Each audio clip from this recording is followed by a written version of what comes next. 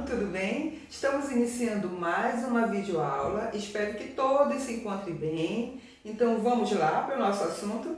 Olá, sétimo ano! Vamos para mais uma aula de ciências com a professora Ariana e hoje nós vamos ver uma revisão. Vamos fazer uma breve abordagem sobre tudo aquilo que vimos no primeiro, no segundo, no terceiro e no quarto capítulo. E para começar, no capítulo 1 nós vimos temperatura e calor. Nós vimos calor, temperatura, qual a diferença entre eles, escalas termométricas, dilatação, propagação de calor. Nós vimos que os termos temperatura e calor muitas vezes são usados como sinônimos. Embora os dois conceitos estejam associados, eles possuem definições diferentes. Temperatura e calor são conceitos fundamentais da termologia, que é a área da física que estuda os fenômenos associados ao calor, como a temperatura, a dilatação, propagação de calor, comportamento dos gases, entre outros. Muitas vezes esses dois conceitos são utilizados como sinônimos, porém, apesar de estarem associados, são conceitos distintos, ou seja, diferentes. A temperatura é uma grandeza física utilizada para medir o grau de agitação ou a energia cinética das moléculas de uma determinada quantidade de matéria. Quanto mais agitadas essas moléculas estiverem, maior será sua temperatura. E já o calor, que também pode ser chamado de energia térmica, corresponde à energia em trânsito, que transfere de um corpo para o outro em razão da diferença de temperatura. Não esquecendo que essa transferência ocorre sempre do corpo de maior temperatura para o de menor temperatura, até que atinja o equilíbrio térmico. Escalas termométricas. Como existem 3 escalas termométricas em uso no mundo, é importante conhecê-las. Então, uma escala termométrica é composta por valores estabelecidos de forma arbitrária, a partir dos pontos de fusão e ebulição da água. A sua função é medir temperaturas, mostrando por meio de seus valores se um corpo está quente ou frio. No século XVIII, existiu cerca de 40 escalas em uso. Hoje, as escalas utilizadas são apenas 3, que é Celsius, Fahrenheit e Kelvin. A maioria dos países utiliza a escala Celsius como escala termométrica oficial. Os valores adotados por Celsius para os pontos de fusão e ebulição são respectivamente de 0 a 100. A escala Fahrenheit foi criada em 1714 pelo alemão Daniel Fahrenheit. Essa escala é a mais utilizada por países de língua inglesa. Fahrenheit criou o primeiro termômetro de mercúrio, que funcionou de forma satisfatória. E após fazer medidas baseadas no ponto de fusão da água e na temperatura normal do corpo, os valores dos pontos de fusão e ebulição para a sua nova escala foram estabelecidos entre ponto de fusão 32 Fahrenheit e ponto de ebulição 212 Fahrenheit. A escala Kelvin, conhecida como escala absoluta por não possuir valores negativos, a escala Kelvin foi construída pelo irlandês William Thomson. Conhecido como Lord Kelvin, essa escala foi desenvolvida com base na mínima temperatura existente possível, o zero absoluto, que corresponde a aproximadamente menos 273 Celsius. Para o zero absoluto, Kelvin atribuiu o valor zero, de modo que o ponto de fusão da água ficou como 273 Kelvin e o ponto de ebulição ficou como 373 Kelvin. Nós estudamos também que os átomos e moléculas estão em constante agitação. Quando aumenta a temperatura de um corpo, essa agitação é incrementada. Quanto maior a temperatura, maior a agitação das partículas, que passam a se distanciar mais uma das outras. Essa é a origem da dilatação. Se a temperatura diminui, a distância entre as partículas também fica menor. Ocorre então a contração.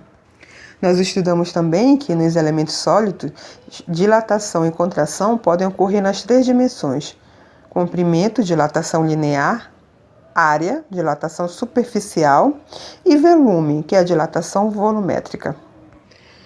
Bom, nós vimos também que calor é energia térmica em trânsito de um corpo para o outro. Corpos mais quentes cedem calor aos corpos mais frios, até que atinjam uma situação de equilíbrio entre as temperaturas dos corpos, até que as temperaturas dos corpos se igualem. As trocas de calor podem ocorrer de 3 maneiras diferentes: por condução, convecção e irradiação. Bom, no capítulo 2, nós vimos propagação de calor e máquinas térmicas. Nós vimos essa propagação de calor pode ocorrer entre a condução, convecção e radiação. Vimos máquinas térmicas, combustíveis fósseis.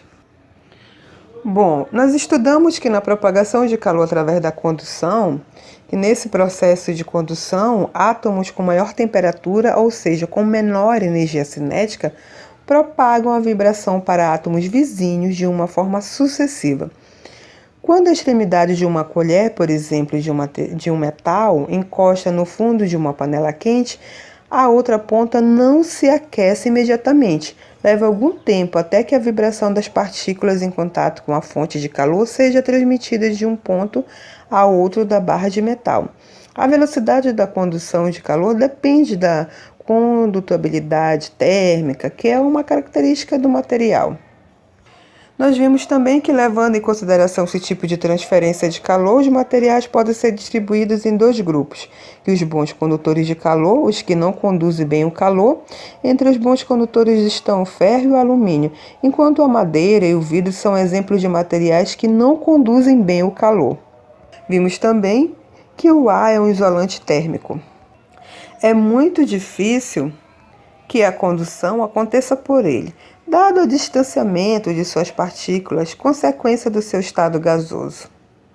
Nós vimos também que no processo de convecção é quando um líquido é aquecido dentro de uma panela. O primeiro fenômeno que ocorre é o da condução.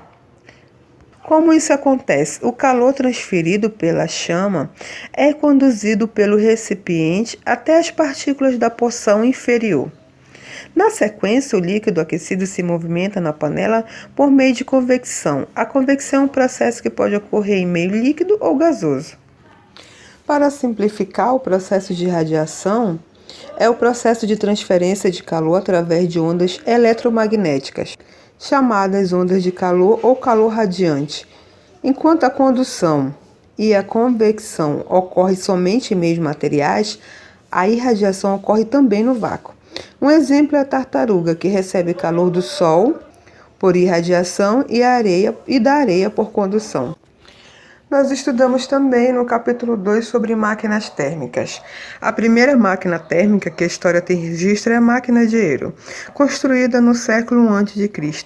Tinha como objetivo apenas divertir as pessoas, formada por um recipiente fechado. Contava apenas com 2 saídas posicionadas para que o vapor pudesse sair quando o líquido entrava em ebulição. Ao aquecer, a pressão do vapor gera uma força do braço do recipiente, fazendo com que este comece a girar. Quando nós falamos em combustíveis fósseis,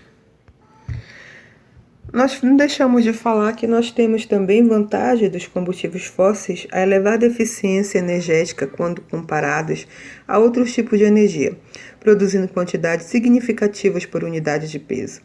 Seus reservatórios geralmente apresentam facilidade de localização, extração e processamento, possuem melhor custo-benefício do que as fontes de energias alternativas. Porém, sem dúvida, temos inúmeras desvantagens, entre elas, de fato, de que quanto mais reduzida a disponibilidade desses combustíveis em razão do uso intenso e seus diversos problemas ambientais, como a emissão de gases poluentes na atmosfera, contribuindo, por exemplo, para o aumento do efeito estufa. Erros de armazenamento e extração, por exemplo, do gás natural e petróleo, podem causar diversos e graves problemas, tanto ao meio ambiente quanto à saúde. Bom, no terceiro capítulo nós vimos máquinas simples, alavanca, roldana, engrenagem, plano inclinado. Então, uma alavanca pode ser uma barra de metal, madeira ou qualquer outro material sólido, desde que apresente resistência mecânica, isto é, que seja rígida. Seu funcionamento é bem simples e baseia-se na aplicação de uma força potente em uma das extremidades da alavanca para superar uma força resistente aplicada na outra extremidade. E para que as alavancas funcionem, é necessário um ponto de apoio, que por sua vez determinará o tamanho dos braços da força potente e resistente. As roldonas, também chamadas de polias, rodas. Então, as roldonas são rodas que apresentam um sulco ou mancal em que se pode acoplar uma corda para deslocar objetos realizando pouco esforço. As polias podem ser fixas ou móveis. Nas fixas, o sulco em que a corda se encaixa está preso a um suporte, enquanto nas móveis, o sulco se movimenta com a força resistente. As engrenagens também são aplicações da roda e estão presentes em veículos e em diversos maquinários. De tamanhos e tipos variados, foram fundamentais para as grandes relojarias do século XVIII, que aperfeiçoaram a arte de acoplar diferentes engrenagens e obter os complexos mecanismos dos relógios a corda, capazes de funcionar por grandes períodos sem fonte contínua de energia. Nas caixas de câmbio dos automóveis também existem combinações de engrenagens que permitem ritmos diferentes de movimento, conforme a marcha selecionada na alavanca.